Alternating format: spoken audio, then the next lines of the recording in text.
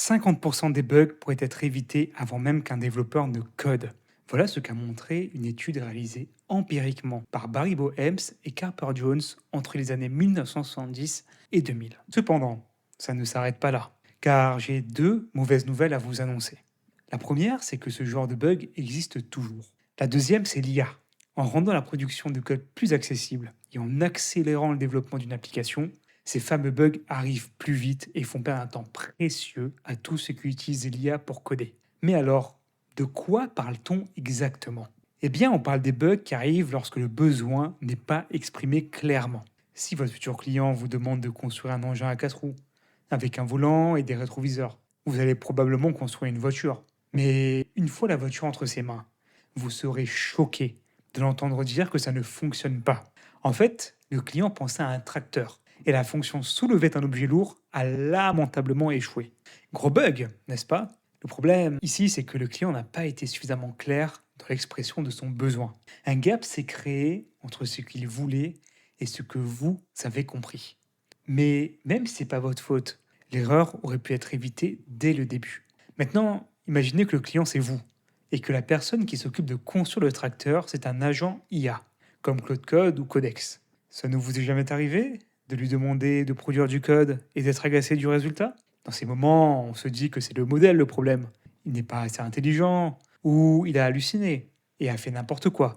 Mais si c'était pas le modèle le problème, mais la manière dont on lui exprime notre besoin. C'est exactement la conclusion à laquelle sont arrivés les amoureux du Spec-Driven Development. Cette méthode ne se concentre plus sur le code, mais sur ce qui se passe avant, ou autrement dit la spec. Bienvenue dans cette vidéo où je vous parle de Spec-Driven Development, ou SDD pour les intimes, de manière simple et claire. Il y a quelques années, pour la première fois de l'histoire de l'humanité, l'homme se retrouve face à une intelligence artificielle assez bonne pour générer du code. Si on veut construire une application avec une IA, il existe une méthode qui est plutôt naturelle. Petit 1, vous écrivez votre prompt. Petit 2, l'IA génère du code. Et petit 3, vous vérifiez le résultat. S'il n'est pas bon, vous retournez à l'étape 1 jusqu'à ce que le résultat soit convenable. J'ai déjà utilisé cette méthode. Vous avez déjà utilisé cette méthode et le monde entier l'a déjà utilisée. Sauf qu'on a un petit problème. Si vous lui demandez une tâche simple, comme changer le titre de la page d'accueil de votre site web, il y a de fortes chances qu'il y arrive du premier coup. Une itération suffit pour que vous et votre agent vous serrez la main d'un air satisfait. Mais pour un besoin plus complexe, comme construire un site web entier, il faudra être plus descriptif dans votre prompt. Par exemple, vous pouvez lui dire d'ajouter 3 pages. Une page d'accueil, une page de blog, une page de contact. Vous pouvez aussi lui dire que vous voulez un style rétro et minimaliste, que vous voulez un titre et un texte de présentation dans la page d'accueil, un formulaire pour poster des articles dans la page de blog, etc. etc. C'est après tout ça que vous lancez votre prompt.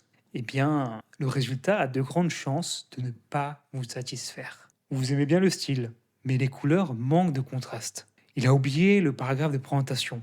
Le formulaire d'ajout d'article n'est pas comme vous l'imaginiez.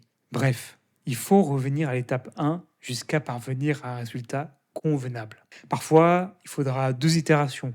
Parfois, il en faudra 10.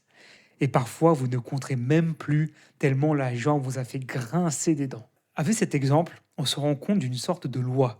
Pour les ajouts simples, la méthode naturelle fonctionne bien.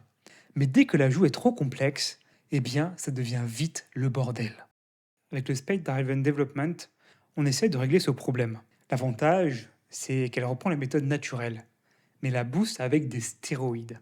L'étape 1 devient la phase de spécification. Au lieu d'écrire un prompt, vous écrivez une spec, c'est-à-dire un fichier structuré dans lequel vous expliquez ce que vous voulez exactement de manière claire. Il est même recommandé de s'aider de l'IA dans cette étape, car la spec générée peut faire plusieurs centaines de lignes.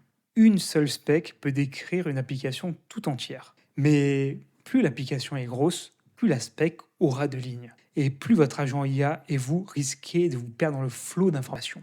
Pour éviter ça, j'aime bien me dire qu'une spec est égale à une fonctionnalité. Si on considère une application comme la somme de ses fonctionnalités, alors l'ensemble de vos specs va décrire l'application tout entière. Il faut bien aussi comprendre une chose ici. La spec ne donne que les éléments fonctionnels, c'est-à-dire la description de ce que l'on veut. elle n'est pas un document technique. Par exemple, vous ne trouverez pas dans une spec du code ou des librairies à utiliser.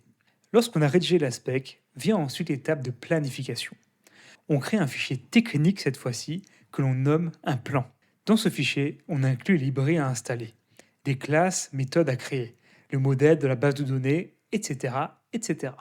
C'est ici qu'on parle concrètement de code. Donc l'aspect définit ce que l'on veut et le plan nous dit comment on va le mettre en place.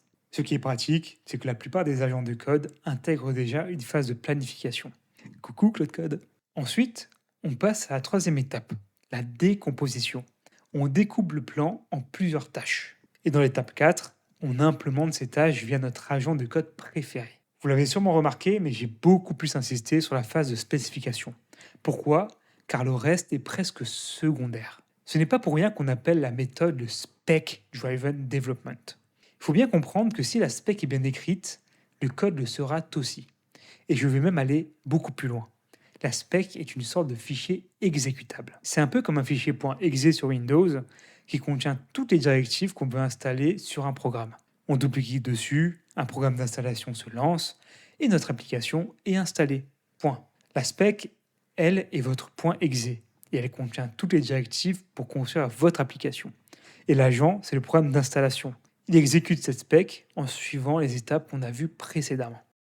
Bon, intuitivement, on comprend que le résultat sera de meilleure qualité, car on a tout donné dans l'étape de spécification. Donc, on sait exactement ce que l'on veut et on l'a traduit dans une spec qui permet à l'agent lui-même de comprendre ce que vous voulez. C'est comme si le client de l'introduction vous décrivait le tracteur à la perfection. Vous savez exactement ce qu'il a besoin, donc plus d'erreurs possibles. Cependant, vous posez peut-être encore une question. Traduire ce que l'on veut en spec ou bien décomposer son plan en tâches, c'est bien beau. Mais comment on s'y prend concrètement? À quoi va ressembler une spec? À quoi va ressembler un plan? Et aussi, cette méthode n'a-t-elle aucune limite? Ça tombe bien. Il existe plusieurs frameworks dédiés au Spec Driven Development. Les plus connus aujourd'hui sont SpecKit et OpenSpec. Dans la prochaine vidéo, on rentre dans le concret et on teste SpecKit dans un projet.